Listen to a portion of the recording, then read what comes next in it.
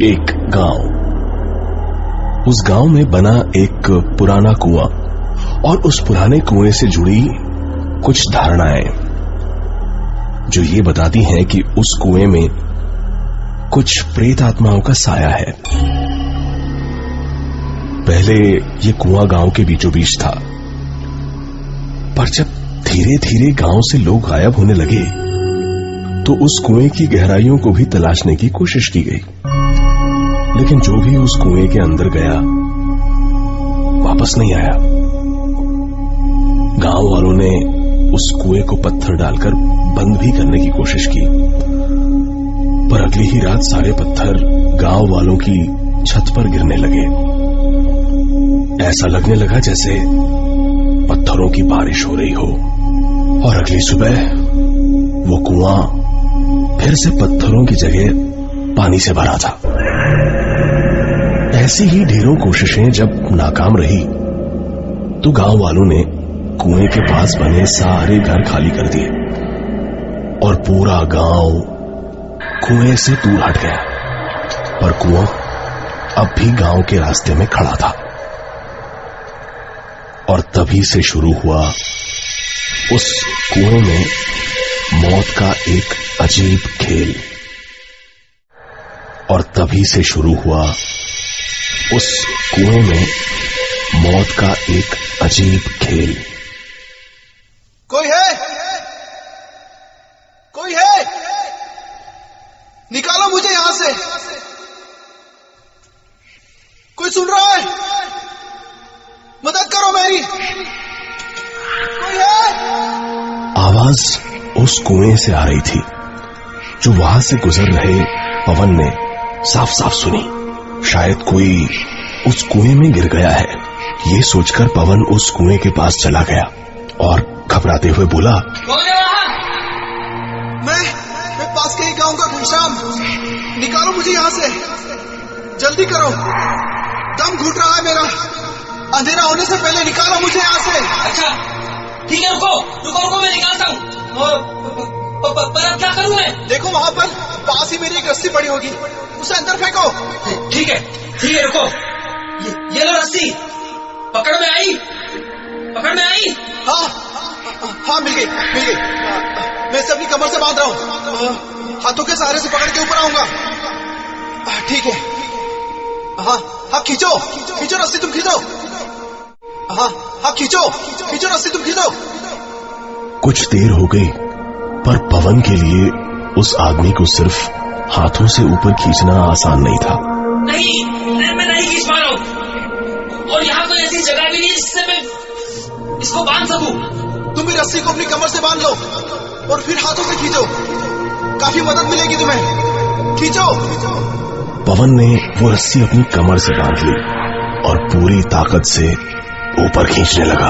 हाँ खींचो, मैं आ रहा हूँ बाहर। हाँ जोर लगाओ पवन, और जोर लगाओ पवन अचानक रुक गया। मैंने तो अपना नाम उसे बताया ही नहीं, फिर उसे कैसे?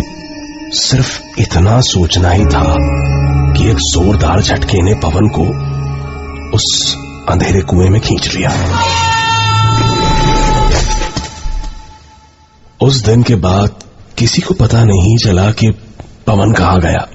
कुछ दिन गुजर गए, तभी वहां से गुजर रहे एक बूढ़े राहगीर को उस कुएं से एक आवाज सुनाई थी।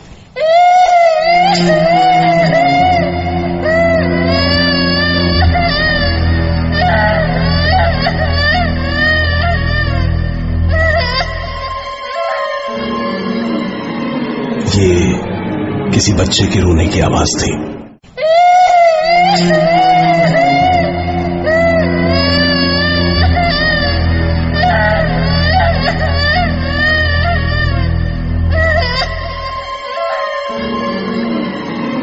ये किसी बच्चे के रोने की आवाज थी। उस बूढ़े को लगा कोई बच्चा यहां खेलते खेलते उस कुएं में जा गिरा है। वो बूढ़ा इस कुएं की कहानियां जानता था, इसलिए डरकर कुएं के पास ही खड़ा रहा और मदद के लिए किसी का इंतजार करने लगा। कुछ ही देर में उसे दो राहगीर आते दिखाई दिए। बूढ़े ने उन्हें आवाज लगाई और मदद के लिए कुएं के पास बुलाया। अरे सुनो, अरे सुनो, यहाँ कुएं में किसी का बच्चा गिर गया है। अब मेरी मदद करो उसे बाहर निकालने में। यहाँ कुएं में किसी का बच्चा गिर गया है। अब मेरी मदद करो उसे बाहर निकालने में। बूढ़े के कहने पर उन दोनों राहगीरों ने बच्चे को निकालने की कोशिश की और थोड़ी ही देर में बच्चे को चुप कराकर उससे अपनी कमर पे रस्सी भी बंधवा ली। बच्चे को बाहर खींचना आसान था और आसानी से ही बच्चा कुएं से बाहर भी आ गया। वो कुछ 7-8 साल का बच्चा रहा होगा। दोनों राहगीर और वो बूढ़ा खुश थे कि उन्होंने एक बच्चे की जान बचाई। धन्यवाद बेटा, आज तुम लोग नहीं होते तो पता नहीं क्या हो जाता। तभी एक राहगीर ने कहा, अरे नहीं, इसे हमने नहीं, आपने बचाया है। हाँ बेटा, क्या नाम है तुम्हारा? संतोष। कहाँ के रहने वाले हो तुम? माँ कहाँ है तुम्हारी? माँ नहीं है। अच्छा, पर तुम्हारे बाबा तो होंगे ना बेटा, कहाँ हैं? उस बच्चे ने राहगीर को हंसते हुए देखा और उस बूढ़े की तरफ उंगली उठा दी